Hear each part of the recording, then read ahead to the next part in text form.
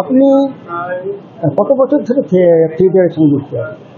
আমি যদি সেই থিয়েটার বলা হয় তাহলে আমি ৬২ সাল থেকে অভিনয়টা করছি।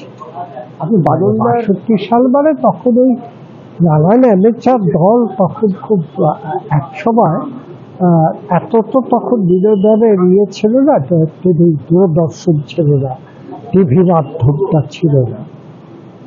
ফলে ৬২ সালে প্রথম আমি যশোর লক্ষ্মীদারের ২ মহল নাটকটা করি আর কি, তাতে প্রথম অভিনয় করি, সেটা আমার শুরু। তারপরে গ্রুপ থিয়েটারে নিয়মিত কাজ শুরু করি বাদল সরকারের শতাব্দী, যেখানে আমি ফাউন্ডার মেম্বার বাদল সরকারের সঙ্গে। এটা আমার কত বছর যাচ্ছে? তার পরবর্তীকালে তো নান্দিকারে কিছুদিন বাদলদার ওখান থেকে থার্ড থিয়েটার করলেন। থার্ড থিয়েটারও আমি ছিলাম। তখন আমরা ওই একাডেমির ওপরে ৩ তলার ওপরে একটা ঘরে শতাব্দী অঙ্গন মঞ্চ নাম দিয়ে তখন আমরা নাটক করতাম। সেই শতাব্দী অঙ্গন মঞ্চটা পর্যন্ত আমি করেছি। এবং আমি বাদলদাকে একটা কথা বলেছিলাম যে আমি অঙ্গন মঞ্চ ফর্মটা আমার ভালো লাগে, আপনি যে ভাবনাটা নিয়ে কাজটা করতে চাইছেন করছেন সেটাও আমার ভালো লাগছে, থিয়েটারের কনসেপ্টটা ভালো। কিন্তু আমি যেহেতু অনেক অপেশাদার যাত্রা করেছি, ফলে তখন তো মাইক্রোফোন ছিল না, পেট্রোম্যাক্স বা হ্যাজার্ড চালিয়ে যাত্রা সেগুলো আমি করেছি। মানে সেখানে ১০,০০০ দর্শক হয়েছে অপেশাদার, তাতেও আমি অভিনয় পদক্ষেপণ আপনার ছিল। হ্যাঁ, ফলে যাত্রার অভিজ্ঞতাটা আমার ছিল।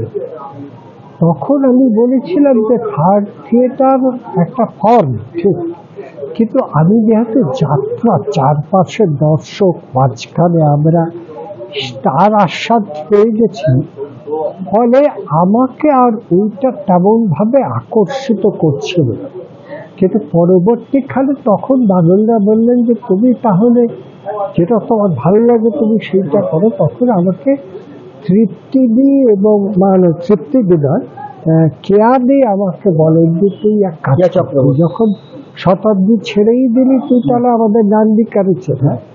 তখন আমি শাহী সংবাদ নাটকের প্রথম ১৯টা শো করি। তারপরে আমি যে কোনো কারণেই হোক আমি নান্দিকারটা ছেড়ে দিই। মানে শাহী সংবাদ থেকে আমি অজিতেশ বন্দ্যোপাধ্যায়কে বলি যে সেখানে প্যারালাল ক্যারেক্টার করতাম, আমি অজিতদা রুদ্রদা প্যারালাল ক্যারেক্টার করতাম। তা আমি অজিতদাকে বললাম যে অজিতদা আমার এখন আর প্রথম কথা আমার একটু ভালো লাগছে না। বলে কেন ভালো লাগছে না তোমার? আমি বললাম আমার কতগুলো অফিসের, আমি শিশু সাহিত্য সংসদে চাকরি করতাম, আমি অফিসের কাজে আমাকে বিভিন্ন সময় বাইরে চলে যেতে হচ্ছে, ফলে আমার আর এখন আমি আর করতে পারব না। তো ১৯টা শো করে আমি ছেড়ে দিলাম। ছেড়ে দেওয়ার পরে তখন যারা ওই কিসে অভিনয় করতে, কোন থিয়েটারে অভিনয় করতে? হ্যাঁ, তারপরে যেটা হলো আর কি ৭৩ সালে ওইটা চুকিয়ে দিয়ে শাহী সংবাদ নাটকের ১৯টা শো হয়ে গেল। তখন যারা শতাব্দী থেকে বেরিয়ে গিয়েছিল তারা বললো যে চলো আমরা তাহলে একটা থিয়েটারের দল করি। তখন থিয়েটার লাভার্স গ্রুপ বলে একটা দল করলাম। সেটা থিয়েটার লাভার্স গ্রুপের অস্তিত্বটা ৪ বছর অবধি ছিল। মানে আমি ছিলাম, তারপরে আমি ইনডিসিপ্লিনড হয়ে যাবার ফলে আমি থিয়েটার লাভার্স গ্রুপ ছেড়ে দিয়ে সমীক্ষণ প্রতিষ্ঠা করলাম ৭৮ সালে, যেখানে এখনো সমীক্ষণটা আছে। এখনো দারুণ চলছে। এবং আপনি এত কাল ধরে সমীক্ষণের বয়স কত হয়? সমীক্ষণ ৪৭ প্রায় সুবর্ণ জয়ন্তী আসতে চলেছে। যদি আমি বেঁচে থাকি। আপনি এখনকার যে থিয়েটার এখন কিরম জায়গায় আছে এবং এর ভবিষ্যৎ সম্বন্ধে আপনার কি ধারণা? থিয়েটারের একটা সমস্যা দেখা দিয়েছে। এখন তো বিনোদনের মাধ্যম অনেক হয়ে গেছে, বিনোদন অনেক প্রতিদ্বন্দ্বী অনেক বলতে প্রথম কথা দূরদর্শন এসে গেছে, টিভি সিরিয়াল এসে গেছে, যার জন্য চলচ্চিত্র কিন্তু এখন বিপন্নতার রয়েছে। আর থিয়েটারে এখন বহু দল আছে যেখানে তারা নানান নামি দামি যাদের দিয়ে মানে কি বলবো খানিকটা কমার্শিয়াল অ্যাসপেক্ট থেকে থিয়েটারটা হচ্ছে। তার ফলে কিছু যারা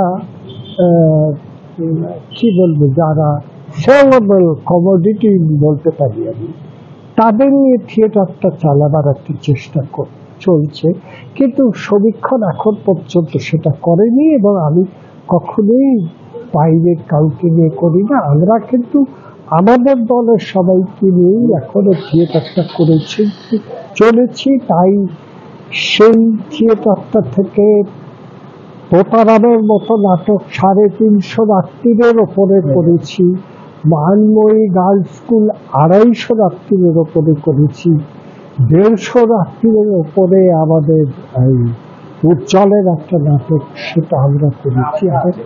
মানে 100 ওপরে অনেক নাটকই আমাদের হয়ে গেছে।